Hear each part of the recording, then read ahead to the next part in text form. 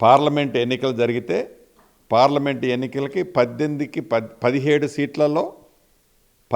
సీట్లలో సుమారు 7 8 10 సంవత్సరాలు పరిపాలించిన నీ ప్రభుత్వానికి డిపాజిటే కోల్పోతివి. అది మర్చిపోయి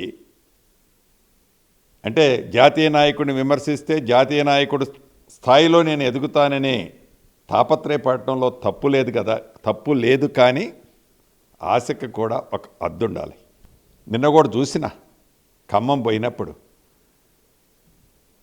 మొన్న ఎన్నికల్లో పోయినసారి అసెంబ్లీ ఎన్నికల్లో చూసాం, అంతకుముందు అసెంబ్లీ ఎన్నికల్లో చూసాం, అంతకుముందు అసెంబ్లీ ఎన్నికల్లో చూసాం.